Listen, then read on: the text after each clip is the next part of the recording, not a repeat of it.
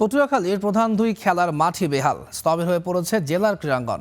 এর মধ্যেই শুরু হয়েছে নতুন করে ক্রীড়া প্রতিযোগিতা, তবে মাঠ সংকটে এই আসর নিয়েও দেখা দিয়েছে অনিশ্চয়তা। পটুয়াখালী থেকে আব্দুল সালাম আরিফের পাঠানো তথ্য চিত্রে ডেস্ক রিপোর্ট। পটুয়াখালী স্টেডিয়াম আর জেলা ক্রীড়া সংস্থার ডিডিএস মাঠ, পুরো জেলার ক্রীড়াবিদদের ভরসা এখন এই দুই মাঠ। বিগত সরকারের সময়ে উন্নয়ন প্রকল্পের আওতায় একসঙ্গে শুরু হয় এই দুই মাঠের কাজ। গ্যালারি, অবকাঠামো সবই নির্মাণ হয়েছে, কিন্তু নির্ধারিত সময়েও শেষ হয়নি মাঠের কাজ। ফলে এখন প্রায় পরিত্যক্ত অবস্থায় পড়ে আছে মাঠ দুটি। এই পরিস্থিতিতে নিয়মিত অনুশীলন ও খেলাধুলা করতে না পেরে একরকম অলস সময় পার করছে জেলার খেলোয়াড়রা।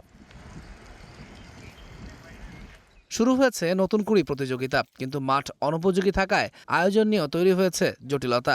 ক্রিকেট হচ্ছে ইনডোরে, ফুটবলটা কোনো রকম চলছে অনুপযোগী মাঠে, জানিয়ে ক্ষোভ ক্রীড়া সংশ্লিষ্টদের। মাঠ নাই তো সাধারণ খেলাধুলা তো বাইরে ঘুরতে আছে, মাঠ ঠিক থাকলে খেলোয়াড় আছে, খেলতে পারবে। স্কুল কলেজের ছেলেপান যারা বিভিন্ন টিমে খেলে এবং ইন্টার স্কুল হইতে শুরু করে বিভিন্ন জায়গায় খেলে, ওই খেলাধুলা পটুয়াখালীতে পিছিয়ে আছে। আমরা হয়তো খেলি কিন্তু টেন হিসেবে আমাদের খেলতে হয়, যার ফলে পাইপলাইন থেকে আমরা কোনো সেরকম প্লেয়ার বের করতে পারছি না। জেলা প্রশাসন বলছে ডিডিএস মাঠ ইতোমধ্যে ঠিকাদারি প্রতিষ্ঠান হস্তান্তর করেছে। মাঠ খেলার উপযোগী কিনা তা যাচাই করা হবে। এখানের মাঠটি খেলার জন্য কতটুকু উপযোগী, এটার জন্য একটা কমিটি করে সেখানে যাবে। মাঠে যদি কোনো ধরনের কার্যক্রম করার প্রয়োজন হয়, একেবারে যে কোনো মেরামতের ইস্যুস থাকে, সেটা করে নেওয়া হবে। এটা একটা বিষয়। আর আপনার স্টেডিয়াম এটা হলো যে মেয়াদটা জুন পর্যন্ত, এটা কার্যক্রম চলমান। তবে নতুন করে দেখা দিয়েছে আরেক জটিলতা। ডিডিএস মাঠের একটি অংশ দখল করে নিয়েছে স্থানীয় একটি প্রভাবশালী চক্র। ফলে প্রশ্ন উঠছে, সংস্কার শেষে মাঠে কি আদৌ ফিরবে খেলা, নাকি দখল আর অব্যবস্থাপনায় মাঠ থাকবে খেলোয়াড়দের ধরাছোঁয়ার বাইরে?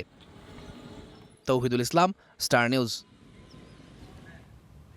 এ পর্যায়ে যেতে চাই পটুয়াখালীতে, সেখানকার সবশেষ অবস্থা জানবো। আমাদের সঙ্গে যুক্ত রয়েছেন পটুয়াখালী জেলা রেফারি অ্যাসোসিয়েশনের সাধারণ সম্পাদক আবুল হাওলাদার। আবুল হাওলাদার, নিশ্চয়ই আমাকে শুনতে পাচ্ছেন। আপনাকে স্টার প্লেতে স্বাগত। আমরা দেখছিলাম একটা প্রতিবেদন, আমি শেষটা দিয়ে শুরু করতে চাই। সেখানে এখন পর্যন্ত সংস্কার কাজ চলছে এবং এরই মধ্যে দখলের একটা অভিযোগ উঠেছে। মাঠের কিছু অংশ এরই মধ্যে দখলদারদের হাতে চলে গেছে। সেখান থেকে মাঠটা ফিরিয়ে আনা আসলে আদৌ কি সম্ভব হবে, নাকি এই দখলদারিত্ব আর যে অনিয়ম তার মধ্যেই আসলে মাঠগুলো আস্তে আস্তে হারাতে থাকবে?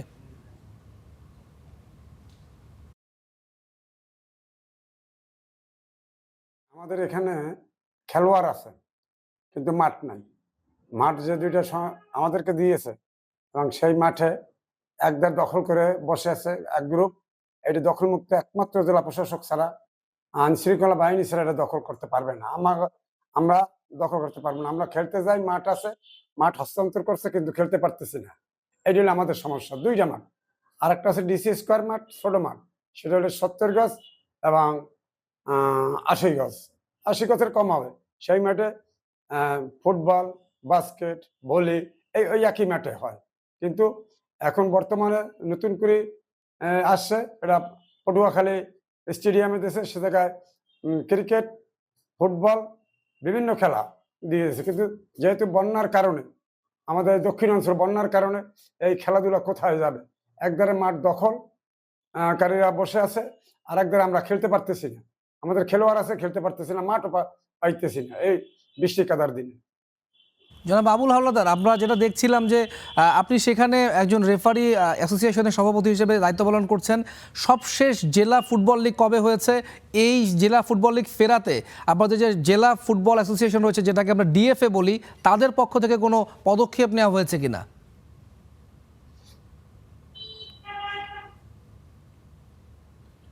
না, তাদের পক্ষ থেকে কোনো পদক্ষেপ নেওয়া হয়নি।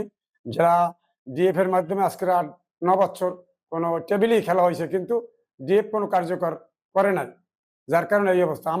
আমি বড়বাড়ি বয়েজ ক্লাবের প্রতিষ্ঠাতা সভাপতি। আমার ক্লাব 2006, 7, 8 ক্লাব কাপে অংশগ্রহণ করছে। যেহেতু আমি 3টে সংস্থার লাগে জড়িত, বড়বাড়ি বয়েজ ক্লাবের প্রতিষ্ঠাতা সভাপতি এবং ক্লাব কাপে, জাতীয় ক্লাব কাপে আমার ক্লাব অংশগ্রহণ করছে। এবং দ্বিতীয়ত, ডিএফ এর কোনো কার্যক্রম পটুয়াখালীতে নাই বলেই চল। বর্তমান সরকার, তারা ক্রীড়াবান্ধব সরকার হিসেবে এরই মধ্যে পরিচিতি লাভ করেছে। আমাদের যুব ক্রীড়া প্রতিমন্ত্রী, তিনিও একজন সাবেক ফুটবলার। তারাও বিভিন্ন ধরনের খেলা ফেরানোর উদ্যোগ নিয়েছে। আপনাদের এলাকাতেও নতুন করে প্রতিযোগিতা আসলে শুরু হওয়ার দ্বার প্রান্তে। মাঠের অভাবে আসলে সেটা এখন কি পর্যায়ে রয়েছে, আদৌ কি সম্ভব হবে সেটা মাঠে করানো?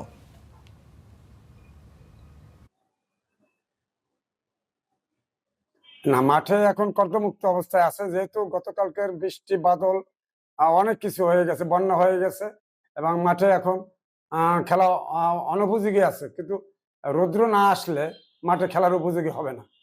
আর দ্বিতীয়ত আমাদের এখানে খেলার জন্য আমরা সবাই আম, খেলতে চাই এবং মাঠও চাই।